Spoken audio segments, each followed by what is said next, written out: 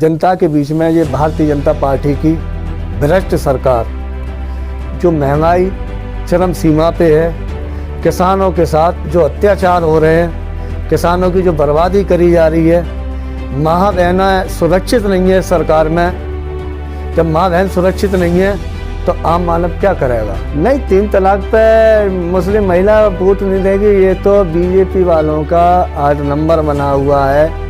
हमारा तो जो शरीयत से चल रहा है, शरीयत में जो हमारे लिखा हुआ है, हम लोग उसी से चलते, उसी से चलेंगे। और वोट का तो कोई मतलब ही नहीं है। हम दगा देने वाले आदमी नहीं है, दगा नहीं देंगे, पीठ में छुरा नहीं मारेंगे। नहीं, ये बात आपसे कैसे मालूम पड़ी हम समाजवादी पार्टी को छोड़ने के बाद जोगिंदर सिंह के विरोधी हो? खास मुलाकात। नमस्कार, आप देख रहे हैं संयुक्त संवाद का खास शो खास मुलाकात। संयुक्त संवाद की टीम आज आप पहुंची है उत्तर प्रदेश के एटा जनपद में, जहां पर हम आपकी मुलाकात कराएंगे प्रगतिशील समाजवादी पार्टी लोहिया के जिलाध्यक्ष शराफत हुसैन और काले भैया। सर, आपका बहुत बहुत स्वागत है हमारे खास शो में। धन्यवाद। सर, अपने राजनीतिक सफर के बारे में बताएं कि आपकी राजनीतिक सफर की शुरुआत कहां से हुई? सबसे पहले तो आपका धन्यवाद देना चाहता हूँ। मेरी राजनीति सफ़र की शुरुआत समाजवादी पार्टी से हुई। मैं बहुत छोटी कम उम्र से ही समाजवादी पार्टी से जुड़ा था और सन 97 में मुलायम सिंह यादव यूथ ब्रिगेड का प्रदेश महासचिव माननीय शिवपाल सिंह यादव जी के आदेश अनुसार प्रदेश अध्यक्ष जरगाम गुफरान थे, प्रदेश अध्यक्ष हमारे यूथ ब्रिगेड के, उनने हमें बनाया था।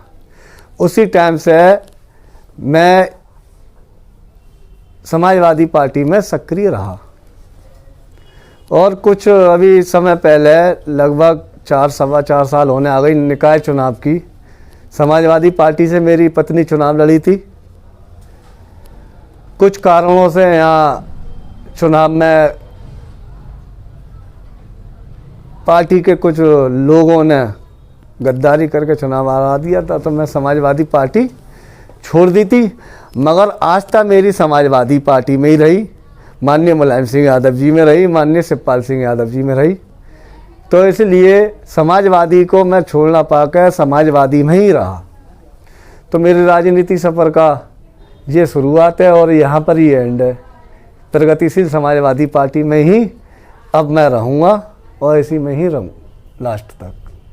सर, आपकी शिक्षा व पारिवारिक पृष्ठभूमि क्या है? आपसे पूर्व भी आपके परिवार में से कोई राजनीति में रहा है? मेरे पिताजी एक किसान और व्यापारी थे। किसान भी काम, खेती भी करी है, उन्होंने आड़तें भी करी हैं। मेरे परिवार में कोई राजनीतिक, मेरे परिवार का इतिहास नहीं है। मेरे भाई कोई बैंक में सर्विस कर रहे हैं, कोई व्यापार कर रहे हैं। छोटा सा ये मेरे कॉम्प्लेक्स हैं, शॉपिंग कॉम्प्लेक्स यहाँ पर। मेरी पृष्ठभूमि ये है, मैंने हमेशा हिंदू, मुस्लिम, सिख, ईसाई इन भाइयों में बीच में रह के मैंने हमेशा काम करा है और इन भाइयों के साथ ही रहता हूँ। सातों जातियों से मेरा लगाव है, प्यार है, मुझे प्यार भी मिलता है। क्या मुस्लिम समाज की महिलाएं 3 तलाक पर कानून पर भाजपा को वोट देगी? नहीं, 3 तलाक पे मुस्लिम महिला वोट नहीं देगी, ये तो बीजेपी वालों का 8 नंबर बना हुआ है। हमारा तो जो शरीयत से चल रहा है, शरीयत में जो हमारे लिखा हुआ है, हम लोग उसी से चलते, उसी से चलेंगे। और वोट का तो कोई मतलब ही नहीं है। प्रसपा के राष्ट्रीय अध्यक्ष द्वारा आपको टिकट दिलाने की कितनी उम्मीद है? माननीय हमारे नेता शिवपाल सिंह यादव जी, गठबंधन की बात तो अभी 2-3 दिन पहले हुई है। इससे पहले मेरे राष्ट्रीय अध्यक्ष ने मुझे खुद निर्देश दिया था, पटियाली कासगंज जनपद में एक विधानसभा पड़ती है, मुझे चुनाव लड़ाने के लिए तैयारी करो। और रह गई टिकट की बात, गठबंधन में मेरे राष्ट्रीय नेता का मेरे लिए आदेश होगा, मैं पूरी दमखम से चुनाव लड़ूंगा और चुनाव भी जीत के उनकी झोली में डालूंगा। मुझे पूरी उम्मीद है पटियाली विधानसभा की जनता से। अब रह गई बात गठबंधन की, मैंने अपने नेता से ये भी कह दिया है, मेरा नेता मेरे लिए सर्वोपरि है, मेरी टिकट इतनी महत्व नहीं है। मेरा नेता मुझे टिकट देते हैं तो मैं चुनाव लड़ूंगा, नहीं देते हैं तो मैं एक कार्यकर्ता बन के काम कर रहा हूँ प्रगतिशील समाजवादी पार्टी में, वो हमेशा करता रहूँगा। सर आपने सपा का दामन क्यों छोड़ा, इसके पीछे क्या कहा? सपा का दामन छोड़ने की वजह थी, समाजवादी पार्टी बहुत अच्छा काम कर रही है, सब बात है। जो ज़िले पे कुछ नेता होते हैं, कुछ वफादारों के साथ गद्दारी करते हैं, तो छोड़ने का मतलब ही है। फिर जब उसमें सम्मान नहीं है तो क्या करेंगे? सम्मान मुझे अपने राष्ट्रीय अध्यक्ष माननीय शिवपाल सिंह यादव जी से मिला है। मैं अपने राष्ट्रीय अध्यक्ष माननीय शिवपाल सिंह यादव जी के साथ हूँ और हमेशा रहूँगा। उनका कार्यकर्ता बनकर काम कर रहा हूँ। या पूरा जनपद एटा और कासगंज जानता है मेरी कार्यशैली। आप पूर्व सभापति रमेश यादव जी के पुत्र आशु यादव के काफ़ी नज़दीकी रहे थे, तब भी आप क्या कहते हैं जोगेंद्र सिंह यादव के संग क्यों आए? ऐसा है, सभापति जी के बेटे जो पूर्व विधायक आशीष यादव जी हैं और पूर्व जिला पंचायत अध्यक्ष जोगेंद्र सिंह यादव जी, वो भी मेरी पार्टी समाजवादी पार्टी के नेता थे, नेता हैं समाजवादी पार्टी में। तो नज़दीकी क्या है, वो विधायकी का चुनाव लड़े थे आशीष यादव, तो मैं पार्टी का वफादार सिपाही था। पार्टी का वफादार सिपाही के नाते से मैंने उनको चुनाव लड़ाया था, आशीष यादव को, वो विधायक बने। उसके बाद 2017 में फिर विधानसभा चुनाव आया, उसमें माननीय राष्ट्रीय अध्यक्ष समाजवादी पार्टी के अखिलेश भैया ने जोगेंद्र सिंह यादव जी को टिकट दी। वही पार्टी का सच्चा और ईमानदार और वफादार सिपाही था मैं समाजवादी पार्टी का, तो मैंने जोगेंद्र सिंह यादव जी को चुनाव लड़ाया। मैं समाजवादी पार्टी का वफादार सिपाही था। पार्टी जिसे चुनाव लड़ाएगी मैं उसे चुनाव लड़ाता, उसी को चुनाव लड़ाया मैंने। आज माननीय शिवपाल सिंह यादव जी पटियाली पर गठबंधन में टिकट अपने खाते में लेते हैं तो अच्छी बात है। समाजवादी पार्टी को मिलती है तो पूरी दमखम से, ईमानदारी से, वफादारी का परिचय मैं जानता हूँ, देता हूँ और पूरा जनपद जानता है। समाजवादी पार्टी को चुनाव लड़ाऊंगा मैं। एटा पे भी 4 सीटें हैं जनपद में हमारी, महारेरा, जलेसर, अलीगंज, एटा है। पूरी मेहनत दमखम से चुनाव लड़ाएंगे हम। सर सपा से चेयरमैनी का चुनाव हारने के बाद आप सपा और जोगेंद्र सिंह यादव के विरोधी हो गए, ऐसा क्यों? नहीं, ये बात आपसे कैसे मालूम पड़ी? हम समाजवादी पार्टी को छोड़ने के बाद जोगेंद्र सिंह के विरोधी हो गए। जोगेंद्र सिंह यादव मेरे बड़े भाई हैं, उनसे मेरा परिवार का रिश्ता है, आज भी मेरा परिवार का रिश्ता है। मेरी राजनीतिक दूरी तो बनी हुई है, परिवार की दूरी नहीं बनी हुई है। मेरी आज भी उनसे परिवार जैसा मामला है, आना जाना है, बातचीत है, सब बात है। राजनीतिक दूरी हुई है पार्टी के हिसाब से, परिवार के हिसाब से नहीं हुई है। मेरे बड़े भाई हैं। आशीष यादव है, वो भी क्या कहते हैं समाजवादी में नहीं है, उनसे भी मेरी है। मेरी राजनीतिक दूरी तो हो सकती है, परिवार की दूरियां नहीं कभी है। सर आपने सार्वजनिक और मुस्लिम समाज के सामने ये ऐलान किया था कि मैं सपा छोड़ रहा हूँ, और अब अब प्रसपा भी सपा में शामिल हो गई है, तो आप क्या प्रसपा को भी छोड़ देंगे? हम सिपाही माननीय शिवपाल सिंह यादव जी के हैं, वो हमारे राष्ट्रीय नेता हैं, हमारे मुखिया हैं। हमारे मुखिया जो भी फैसला लेंगे, हम अपने मुखिया के फैसले के पीछे हैं, आगे नहीं हैं। हमारे मुखिया का जो आदेश हमारे सर माथे है, हम उनके आदेश का पालन करेंगे और पूरी वफादारी से करेंगे। हम बार बार फिर कह रहे हैं, एटा जनपद और कासगंज जनपद सराफत हुसैन काले की वफादारी जानते हैं। हम वफादार हैं, ख़ानदानी आदमी हैं, ईमानदार हैं और ईमानदारी से ही साथ देंगे।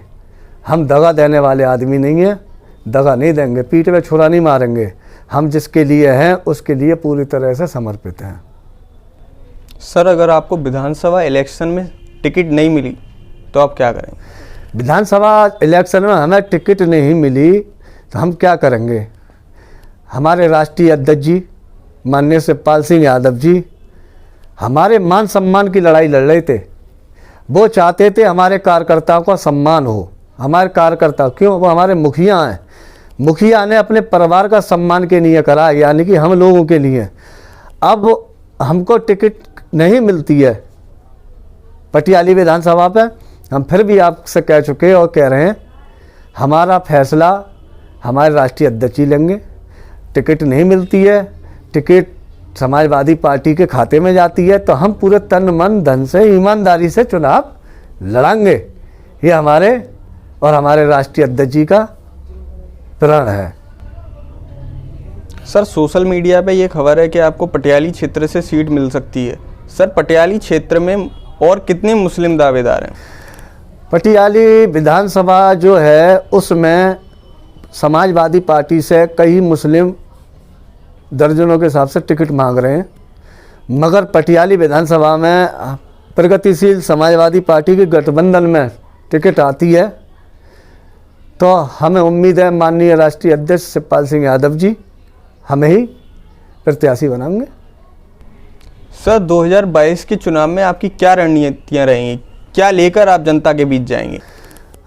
अब बहुत अच्छा सवाल करा आपने।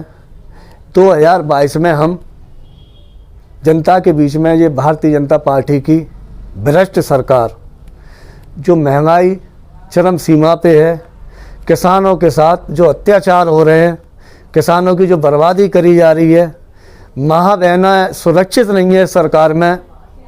जब माँ बहन सुरक्षित नहीं है तो आम मानव क्या करेगा? हम माँ बहन की सुरक्षा को लेकर, महंगाई को लेकर, शिक्षा को लेकर और किसानों के हक की लड़ाई के लिए 2022 में हम उतरेंगे। और सबसे बड़ी बात, हमारे राष्ट्रीय अध्यक्ष माननीय शिवपाल सिंह यादव जी ने अभी विपक्ष में रहकर अहम भूमिका निभाई, किसानों के लिए, मजदूरों के लिए, नौजवानों के लिए, छात्रों के लिए, माँ बहनों के लिए। आपने तो ये देखा होगा 4.5 साल संघर्ष माननीय शिवपाल सिंह यादव जी ने उत्तर प्रदेश में करा है। सर भाजपा का ये कहना है कि सपा ने कोई भी कार्य नहीं किया है और उल्टा देश पर कर्जा और कर दिया। देखिए, अब भारतीय जनता पार्टी जितना झूठ बोल लेती है उतना हमारा गुमराह हो जाती थी जनता, मगर अब जनता गुमराह नहीं होगी। भारतीय जनता पार्टी की एक एक चीज़ जनता को दिखाई दे गई है, उनकी जुमलेबाजी, उनकी झूठबाजी। अब रह गया समाजवादी पार्टी का विकास।